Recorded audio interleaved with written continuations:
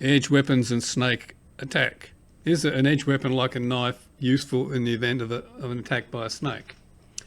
Well, first of all, you should understand that all Australian venomous snakes are very, very aggressive in their attack. They're either one or two modes. They're either sleepy and they just want to get away from you or whatever. Either that or you've trodden near them, or for whatever reason the thing's pissed off and it wants to kill you. Those are the two states that Australian venomous snake is generally in. Now, in the event that it's pissed off and striking at you, you've got to do something, because you're going to be dead if you don't. Just be sure of that, okay? So we won't talk about the morality of all this, or just talk about whether this is effective. Now, I carry a knife with me to protect myself against the possibility of snake strike because of the fact that I can carry it with me. I've got it in a sheath on my belt. If there's a snake suddenly appears, and this is the way it happens in the vast majority of cases around Australia when people are bitten by poisonous snakes, it's because they've trodden near the thing, they pick up a branch and the thing's underneath the branch, it's startled, it strikes out, everything's happening that rapidly. Now, if you've got the knife on your belt, and in my case, I make my own scabbards, I actually did a little video on that if you're interested. I make my own scabbards, and I've got a little loop here that prevents the knife from falling out, but I've set it up so that I can release it with my thumb like that and then draw the knife like that.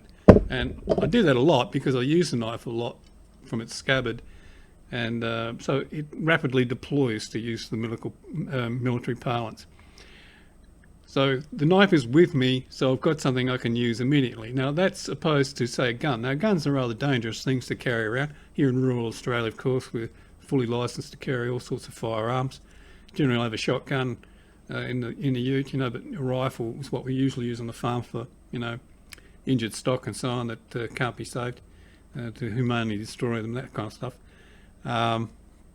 Blowing up tree stumps and all that kind of stuff that you do on a farm. But the trouble with a gun is, if say you've got to go out and repair a fence or something or other, it's very awkward to walk around with a gun on you. Now, a handgun in a holster, well, you think that's the obvious choice, but have you ever tried to shoot a moving snake with a handgun? You watch it in the Dirty Harry movies and stuff like that, Clint Eastwood's there, bang, he shoots the snake. It makes it look so easy. But, if the snake is aggressively trying to attack you, it's slithering all over the place. It's moving like lightning. You're going to be one hell of a shot to shoot a snake like that, right? Whereas, on the other hand, you draw the knife and it's got a blade. Right? Now, the weakness of what's happening here is that the snake will normally be striking at your lower limbs because that's what's closest to it. And when you start defending yourself by slashing at the snake with a knife, you're actually introducing your hand into the arena of war, if we want to call it that. And so it'll start striking at your hand. So, bitten on the hand, bitten on the leg, doesn't matter. You're going to be dead either way. So you've got to realise that you're solving one problem by defending yourself with this very sharp blade, which you use to cut the back of the knife, back of the snake, which is the way all the hawks and that kill snakes. They break the back of the snake. So you're basically going to cut the back of the snake with the blade on the knife. But you've got to realise you're actually endangering yourself by exposing your hand. So you need to move rapidly, and this means that you've got to be very familiar with the knife and efficient in the use of it. Now, you don't actually need to go and do lessons with your local, army depot and how to use knives. Really, to be that efficient in the use of knives, all you can do is carry it with you and use it all the time.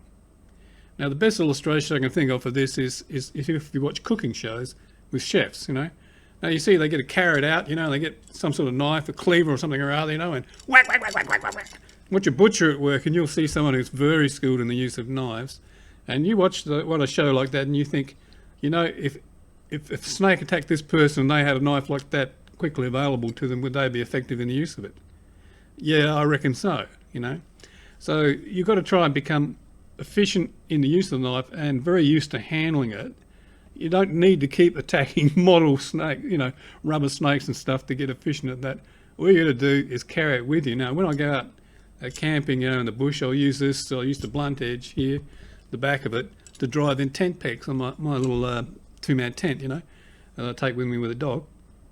And when I'm cutting up kindling for the fire, I'll chop it up with a knife and split it with a knife, When I'm opening my beans, I'll use it to open the can, you know. I generally put it into my hand and use it as much as possible, draw it from the scabbard and use it, and that increases the amount of muscle memory you've got in the use of the thing. So that if an emergency occurs, you're going to have adrenaline flowing through you and you're moving much more rapidly than you normally would be. And you've got that practice and familiarity with the thing in your hand, and it'll increase your effectiveness with the use of the knife by a mile. Now, the length of blade, the longer the blade, the better it is, because it moves your hand further away from the head of the snake as you're trying to defend yourself against its strike. But I find that this blade at around about 12 inches is as long as I can effectively carry without it being a hindrance. I mean, I can jump in and out of the ute with a scabbard on. I'll just instinctively just tuck the knife up, you know, as if I was a cat that had a tail or something or other, and it doesn't get in the way. I don't even notice I've got it on me anymore. But if the blade was any longer than that, then it would be difficult to handle. So for that reason, while stuff like this is vastly more effective at defending yourself against snake attack, it's rather awkward to carry. Now, with machete type stuff, you know, which you can pick up very cheaply on eBay, I picked this up for 18 bucks, and sharpen it up to a very keen edge. If I was going into an area, I mean, there are places here, the name will give it away, places like Snake Swamp or Snake Gully. Now, why do you think they've given those names, you know? Generally speaking, it's because they're absolutely chocker with snakes, you know. And so if you've got to go and work in a place like that, and sometimes you've got to, I mean, if there's a fence that's broken, a stock's getting through there, you know, that kind of stuff, then you've got to go and do some repairs or whatever. Then in that case, if I know I'm going in an area where there's a lot of tiger snakes, for example, which I just don't like, I'd probably put this in a sheath and carry it on my side, knowing full well that there is quite a high likelihood of coming across a nasty little snake while I'm there. But it's awkward to carry. It's awkward to carry, you know. But once again, I'm familiar with the use of it because I've got quite a number of these, you know. They're a farm tool. I cut brush for people, you know. I mean, brush fencing here in South Australia is not very popular anymore, but you make quite a bit of money for brush, and it keeps you fit, you know. In season, I go out there and cut brush for that industry in season, and it strengthens you up a lot, you know. Generally, you're going to do it in the bloody heat, you know, out there in 40-degree heat, chopping up stuff with one of these. But it makes you familiar with the use of it. So it's the same as being familiar with the use of this kind of knife, you see.